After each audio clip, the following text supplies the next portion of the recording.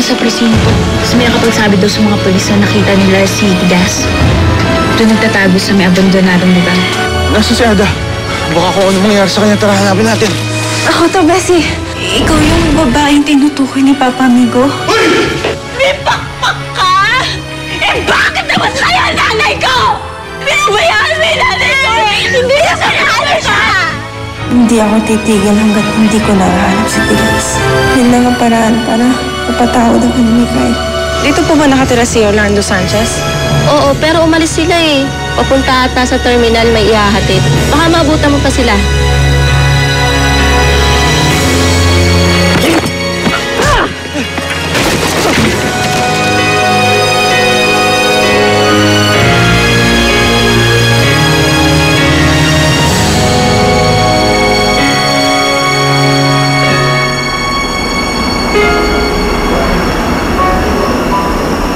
Bessie, nahuli ko na si Tigas. Dinala ko na siya sa presinto. Hindi lang ako nagpakita sa mga polis. Alam ko, hindi sapat to para mapatawad mo ako, Bessie. Pero gusto ko malaman mo kahit sino pa ako. Kahit ano pa ako. Kaibigan mo ako.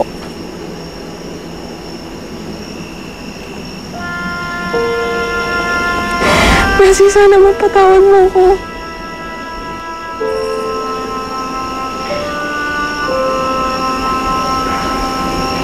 Bessie.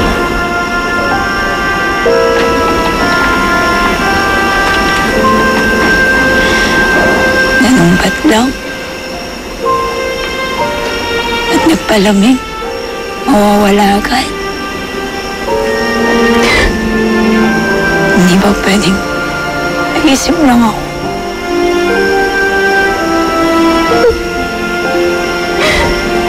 Napatawad mo ako. Narinig ko kasi yung usapan ni Lolo Nando tungkol doon sa tutulong sa kanila.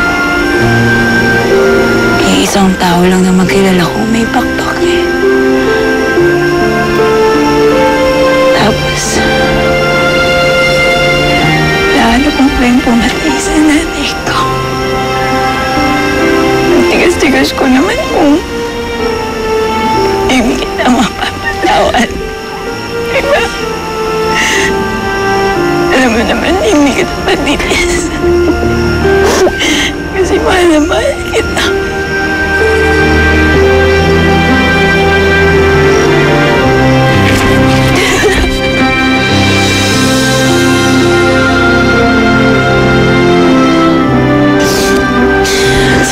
Bessie, akala ko, hindi mo na ako mapapatawad. Akala ko talaga. Salamat, Bessie.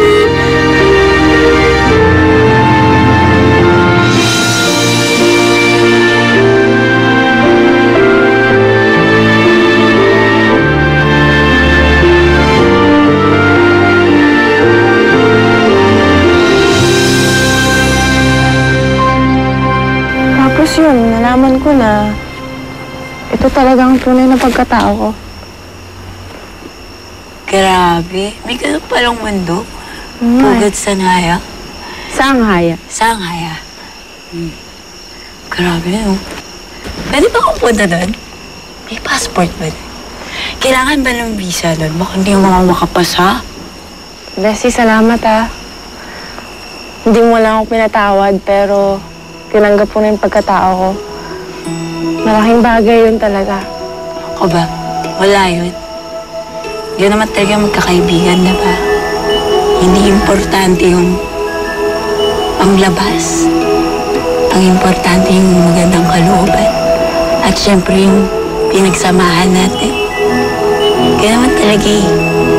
Makakalimutan mo lahat. Bait mo yung tao, Bessie. Asos? Alam mo, bata pa lang tayo, ganyan kami eh, no? Ikaw lang nagsasabi sa akin na kahit kuba ako, walang problema sa akin. Kasi ako lang na may kaibigan ako. Ano ba? Naiiyak mo na naman ako. Alam mo, ikaw ang drama mo. Nakakawan ako sa'yo. Hindi man dapat ako. Ayoko na. Nasaan? Lalo na para sa akin. Dati wala akong pagsabihan. Ngayon, nandiyan ka na. Alam mo na. Pwede na ako maging ako.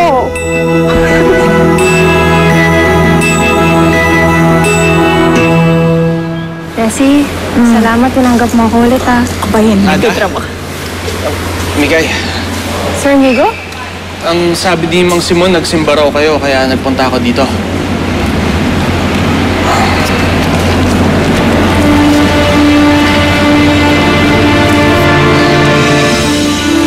Ay?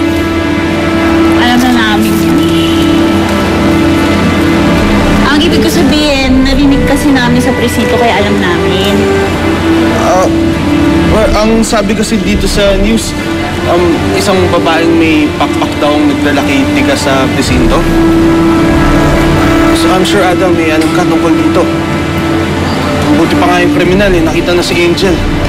Eh kung ako kaya, maging kriminal na lang din kaya ako. Try mo kuya. Di joke lang po. Di joke lang. Seryoso ka, Sir Migo? Hindi pa naman. Pero, hindi ko kasi talaga makalimutan yung kaibigan mong Angel eh. Baka, pagka may gawin akong gusto niya, okay hindi niya gusto, di ba? Baka magpakita siya sa akin. Sa tingin mo ba magkakagusto siya sa akin, ha? Mabait naman ako, di ba? Sa tingin mo, magkaka-interest siya sa akin, magugustuhan kaya niya ako?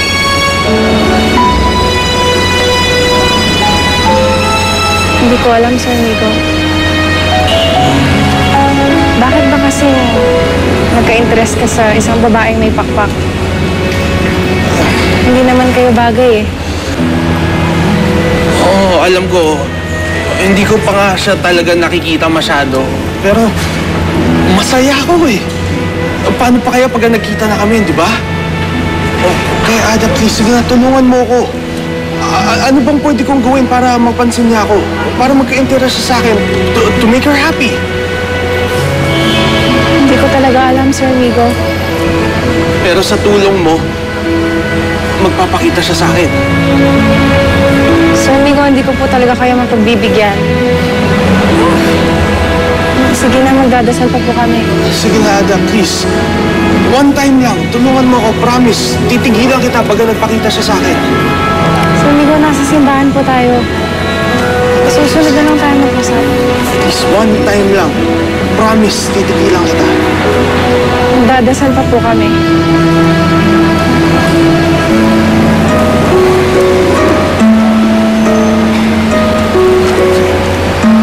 Ayun na lang.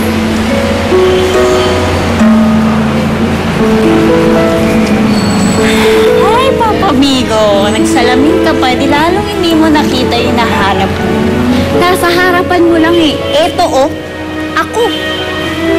Siya pala, ikaw. Ika na nga, kulit-kulit mo pa. Kakaloka yan si Papa Migo eh. May hibang na lang sa babae, ito sa may pakpak pa. Wala.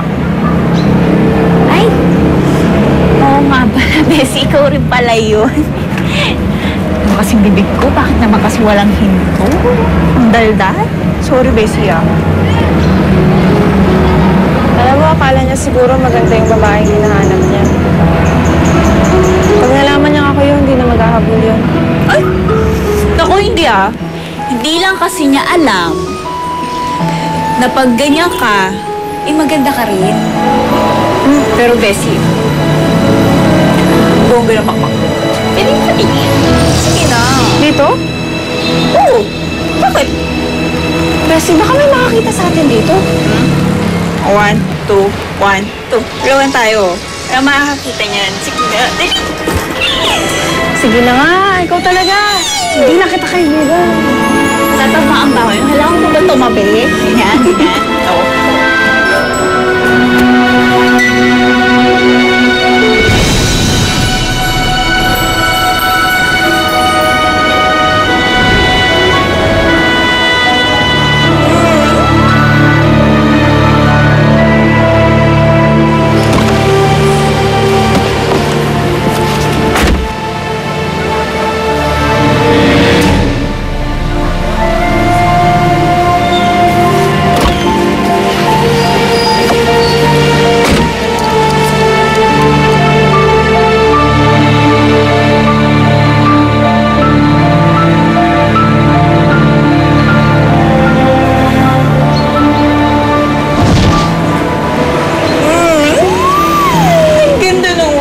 mo, Bessie. Pero sana may ganyan din ako. Pag may ganyan ako, hindi ako pipirmi sa bahay. Pupunta ako sa States, sa Europe, sa langit. Pwede ba sa space? Kaya ba sa space? Hindi ko alam, pero hindi ganun kadali yun eh. Sa totoo lang, kung ako papipiliin, mas gusto ko maging normal. Sige, Bessie, pag nagsawa ka na, parang na lang ng pakpakwa. Angel?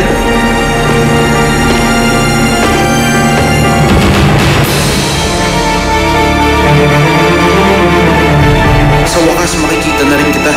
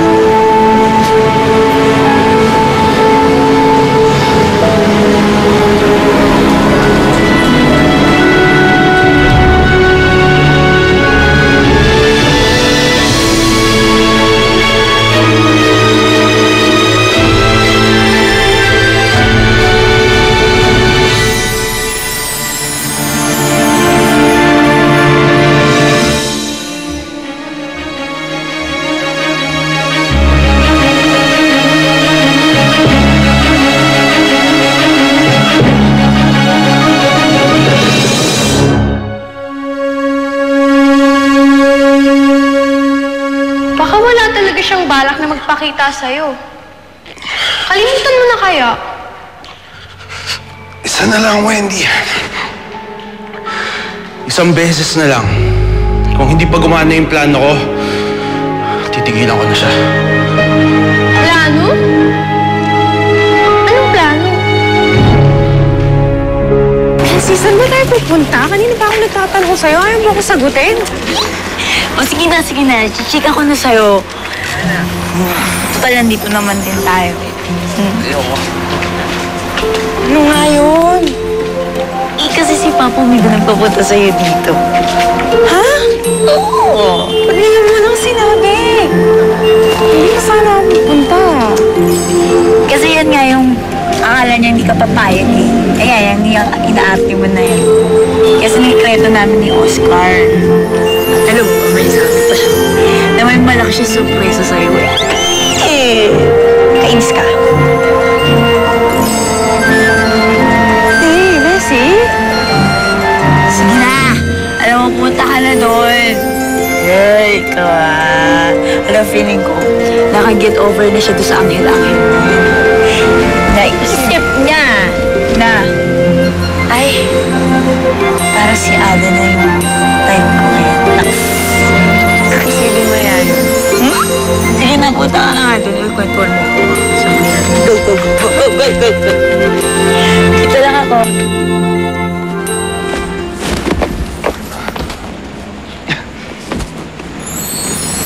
Welcome. Ano to?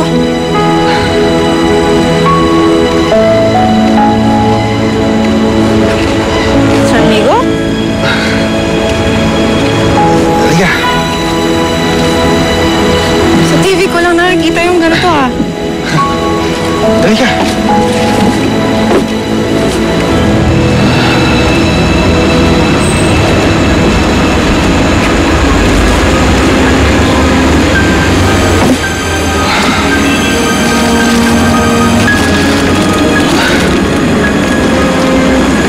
Maganda ba? Ganda. Nakikita mo ba ginawa mo? Sobrang ganda.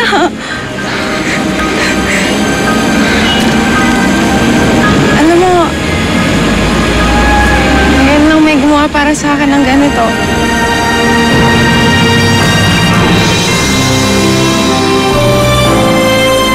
Sir Migo, hindi niyo po alam kung gano'n niyo ako napasaya. Salamat!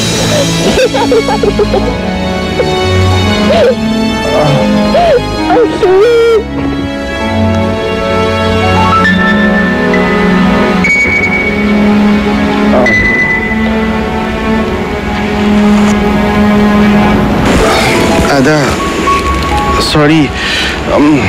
Hindi ko kasi nasabi sa'yo yung totoo eh.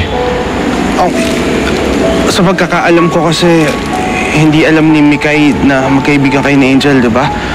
Kaya medyo hindi buo yung pagkasabi ko sa kanya ng plano ko. Ano mo ibig niyong sabihin? Para kay Angel kasi itong setup na to eh. Umaasa kasi ako na sana makita ko siya ngayong gabi. Kaya pinasara ko yung park. Akala ko kasi para sa akin. Pero imposible naman po talagang gawin niyo to para sa akin. Bakit niyo po ako pinapunta dito? Kasi ikaw yung makakapagpalabas kay Angel. Ako? Sir Migo, hindi ko po magagawa yun. Hindi ko po mapapapuntang babaeng sinasabi niyo dito. Sige na po, ha?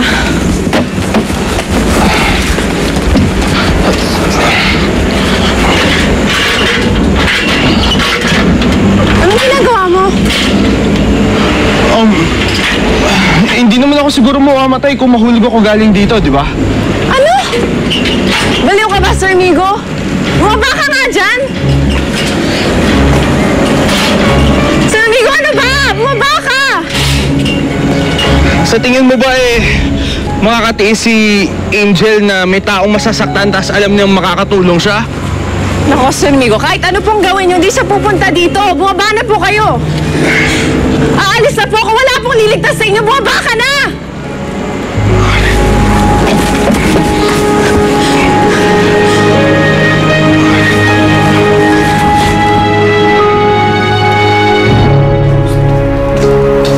Kasi naman hindi naman para sa akin para doon sa Anghel na sinasabi niya.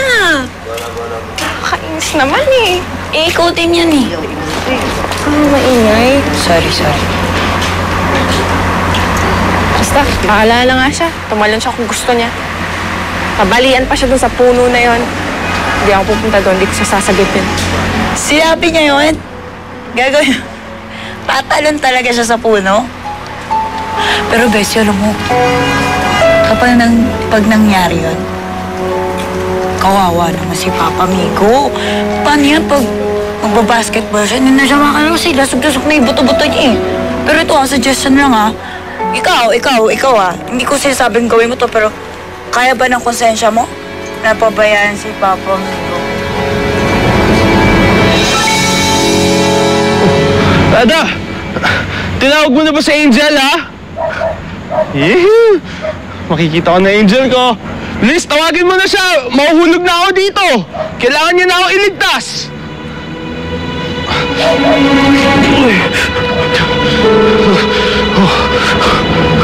Nagjo-joke lang naman ako. Hindi pa ako handang mamatay. Bababa na nga ako dito. Delikado na to.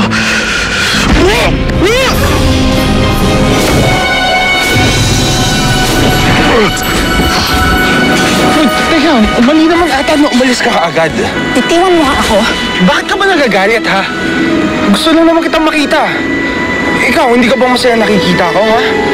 Dahil ako, masayang-masayang dito ka ngayon, Angel.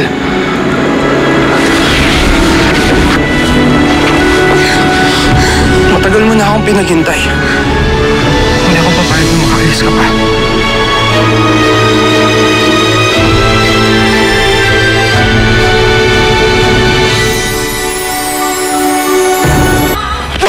Bakit mo ako hinalikan? Sorry. Nagawa ko lang naman yun kasi gusto kitang makita at ayaw kitang umalis ka agad. Hindi pa rin yung dahilan para halikan mo ako. Please, huwag ka na magalit sa akin. Hindi ko naman intensyon yung bastusin ka eh. Nagawa ko lang yun dahil, Angel, in love ako sa'yo. Lagi kitang iniisip. Lagi kitang hinahanap. Maniwala ka sa akin, wala akong masamang intensyon sa'yo. Gusto lang talaga kitang makita. Gusto kong sabihin sa'yo na espesyal ka sa akin. Walang espesyal sa akin kundi nakakalipad ako. At hindi ka in love sa akin. In love ka sa mga pakpak ko. Hindi mo nga ako kilala eh. Kaya nga, gusto kitang makilala pa. Please, can we be friends? Hindi tayo pwedeng maging magkaibigan. Bakit si Ada? Magkaibigan kayo? dahil totoong kaibigan si Ada. Eh ikaw, totoong kaibigan ka ba sa kanya? O baka naman pinapansin mo lang siya dahil kilala niya ako at magkaibigan kami. Kung hindi kami magkakilala, papansinin mo ba siya? Ha? Magkababata naman kami ni Ada. Yun naman pala eh. Matagal na kayo magkakilala. Subukan mo munang maging kaibigan sa kanya, tapos kaibiganan mo ako.